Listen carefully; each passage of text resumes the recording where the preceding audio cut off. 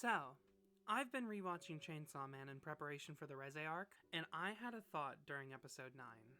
I watched Makima walk off the train and play off the fact that she just slaughtered 4 active shooters while the camera wasn't on her, and I remembered there's a similar scene to that in Knights of Guinevere. Now, as much as I love Knights of Guinevere itself, I hated that scene. And now I finally feel like I have a way to explain that hatred in words that aren't just, well, I wanted to see it.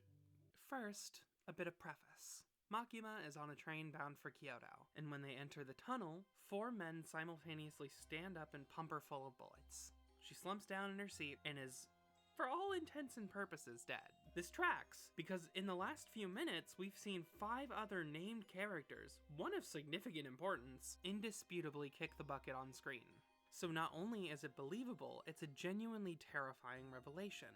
Eventually, after a while, the shooters regroup, Makima gets up like nothing happened, walks on the train and plays it off like it was a bad spot of rain. And we cut to those 4 guys, donutted and splayed across the ground. Very cool, very based, gory, has a lot of cool narrative implications. Then, we have Knights of Guinevere. Guinevere carries Frankie out of the burning lab, faces down Pro ZD Goliath, gives a wiry smile as the elevator door shuts.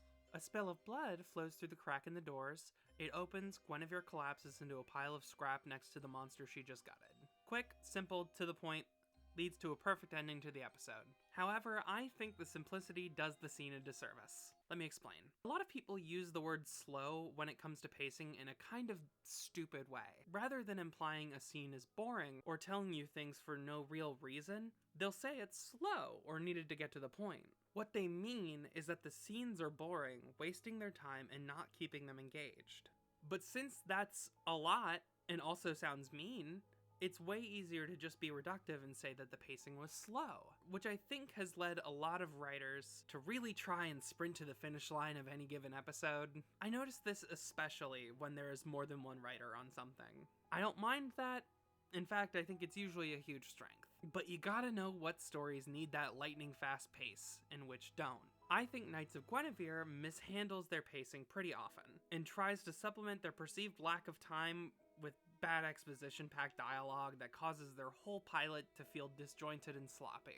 We are all victims of the park, but everyone's so busy picking apart each other, they don't see the corporate hand at the wheel. You think a cog like me has power? No. I got more to say. Your attention's divided, man. Meanwhile, every new planet is getting terraformed, and soon there'll be no place untouched by the light of commerce and amusement-tainment. We got no choice. I got no choice. Screw Reggie. What does he know? You're a park engineer, D. Most people would kill to have that job. Maybe I can get a job in the labs too, and we can work together. I just like thinking about that sometimes. Your precious park ain't gonna have crap to melt into different crap if we ain't hauling up scrap. So get back to it. Cause if I do, maybe I can get an engineering job like Andy's. I just like thinking about that sometimes. I get why Franklin's doing this, but you, what's in this for you? Because I want money. Because I got fired.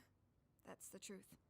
Again, I promise I do really like it. That's why I care about any of this. The best parts of Knights of Guinevere are where people don't have time to drop heavy-handed facts about themselves and their motivations, because they're too busy spending their time dealing with things that matter.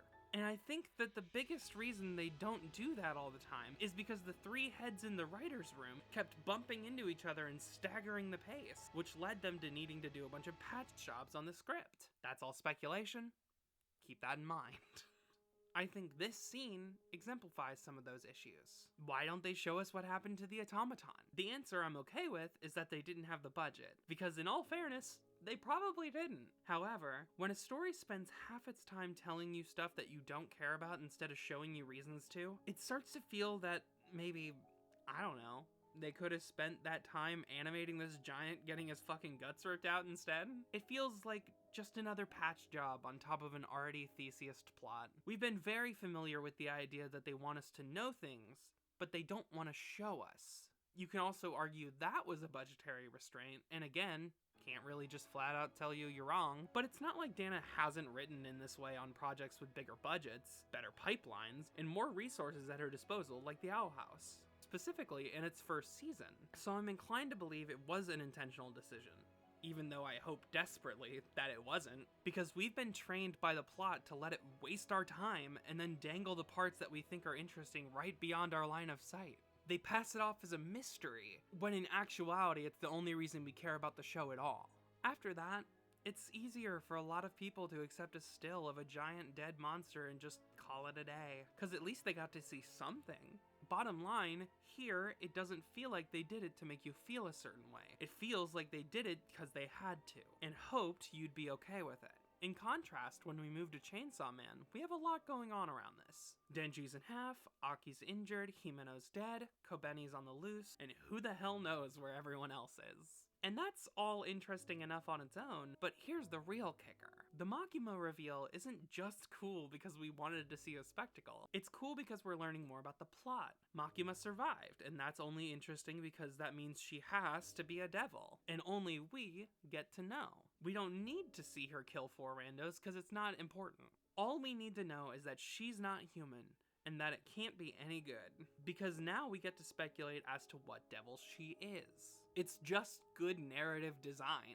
Make me ask questions instead of posing them to me. Not only do they give us a new concept to ponder, they give us just enough to keep us theory crafting until her next scene. I won't talk about the following scenes of her pancaking people despite how fucking awesome it is because I feel it'd take away from the comparison I'm making here. I know if you really stretch, you can argue Knights of Guinevere did just as much here, but they really didn't. Because what do you actually get out of keeping the method a secret? A less informed audience? Bait for people to speculate about a new episode at the cost of actually writing something interesting to sit with? The only reason the scene exists is to make you feel like you just witnessed something you shouldn't have. There's no interesting implication, no narrative significance. Sure, it gets you asking a question, but you're asking one that doesn't matter. So what's the point?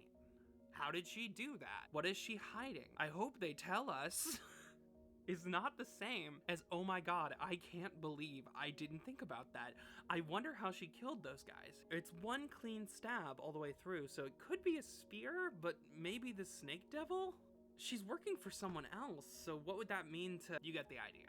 All this scene did was cement further in my mind that Knights of Guinevere just wasn't willing to play its hand. And in a show like Knights of Guinevere, it's very dumb to fold when you have such a great play on the horizon, especially if there's no goddamn reason for it. The script is plagued with lines that ham-fistedly imply something happened or remind you that there's something really cool waiting that you aren't allowed to see. And that's very disappointing, because the moments Knights of Guinevere keep so desperately from me are the ones that actually make me like the show.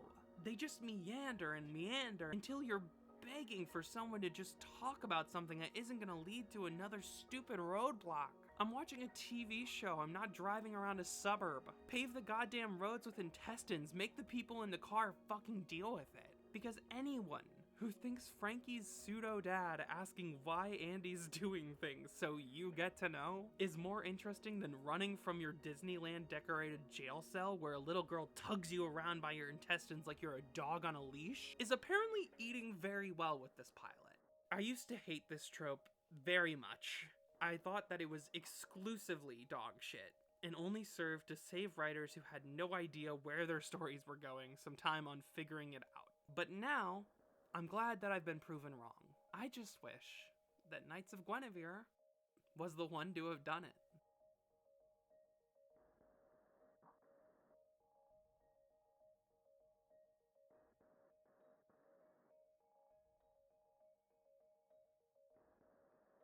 I just like thinking about that sometimes.